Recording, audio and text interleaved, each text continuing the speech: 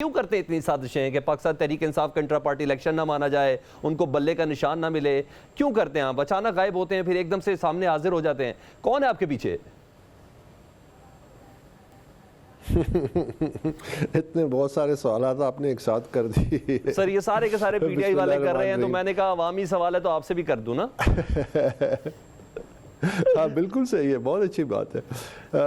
देखिए, एक तो ये कि मैं आपको शायद पता नहीं है कि मैंने दिसंबर 2012 में जो पहले बड़े पैमाने पे इंट्रा पार्टी इलेक्शन हुए थे, जिसकी इस्लामाबाद कैपिटल टेरिटरी में शुरुआत हुई थी, दिसंबर 2012 में मैं इलेक्शन कमीशन में गया था कि ये इलेक्शन ठीक नहीं हो रहे, इसको ठीक कराएं, इसमें ये नकायक्स है, मैंने सबूत फराहम किए थे।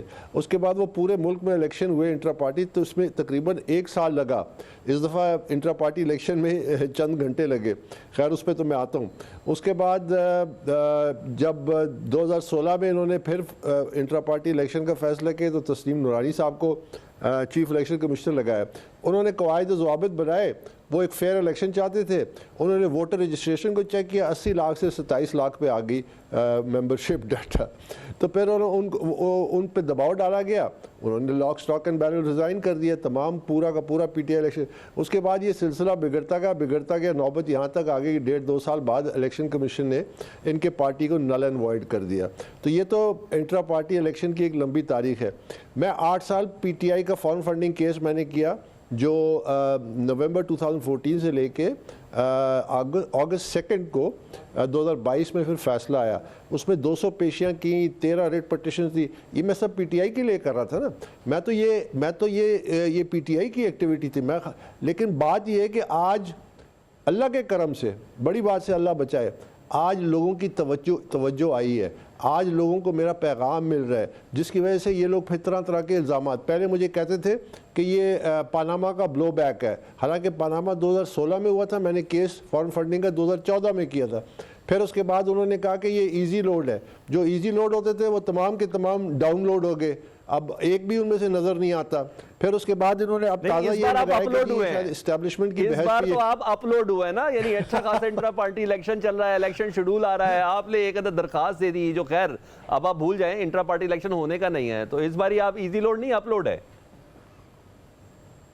हाँ, नहीं, लेकिन ये कि ये अच्छा, फिर ऊपर से आज देखिए, मैं मसलन कहने के मकसद मेरा ये है कि मैं 8-9 सालों से, जब ये फॉरेन फंडिंग केस हुआ और 1 साल से शो कॉज नोटिस दिया हुआ, अभी तक इनको सज़ा देना बाकी है, मैं ये बार बार सबको बता रहा था कि देखिए, ये तबाही का रास्ता है, ये नुकसान का रास्ता है, इससे पार्टी को नुकसान होगा, पार्टी लीडरशिप को नुकसान होगा, हमारी जमहूरियत को नुकसान होगा, पार्लियामेंट को नुकसान होगा, मईशत को नुकसान होगा, कौमी सलामती को नुकसान होगा, इस रास्ते से हटिए। मेरी प्रेस कॉन्फ्रेंसेस भरी पड़ी हैं, कोई थोड़ा सा अगर गूगल करे तो आपके सामने आएगा कि अकबर लगा हुआ है, कह रहा है कि ये रास्ता, ये इदारों को तबाह मत करे, आवाम को इदारों के सामने मत खड़ा करे, ये दुश्मन का एजेंडा है। लेकिन वो इक़्तिदार इतना वो था कि ऑब्सेशन आ गई थी कि इक़्तिदार हमसे कैसे लिया जा रहा है, हमसे क्यों लिया गया, हम तो इक़्तिदार में आने थे, हमने तो 10 साल रहना था।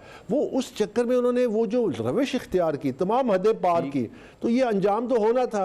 अब एक वक्त था कि जब पार्टी के जो चेयरमैन, जो फाउंडिंग चेयरमैन, अभी तो कोई चेयरमैन नहीं है, जो फाउंडिंग चेयरमैन थे, वो बार बार कहते थे कि इससे ज़्यादा डेमोक्रेटिक एस्टैब्लिशमेंट कोई नहीं है, ये हम 1 पेज पे हैं, ये सबसे ज़्यादा हमारी हिमायत। फिर ख़ुद उन्होंने कहा हमारी हुकूमत वो चला रहे थे, हमारा बजट वो पास करके देते थे, जस्टिस काजी फैज़ ईसा के खिलाफ रेफरेंस उन्होंने बना के दिया। अच्छा, उस वक्त मैं तो दे रहा था, मैंने तो माजी में तो कोई मानता भी नहीं था इन बातों को। जी देखिए ना, हाँ नहीं, लेकिन ये देखिए ना कि ये लोग क्या कहते थे, ये कहते थे इनकी सियासत क्या थी, मैं रुलाऊंगा। हाँ, इन्होंने अपने दौर में परसिक्यूशन की, मेरी परसिक्यूशन हुई, मैं तो नहीं रोया ना, मैं लोगों के सामने तो नहीं है कि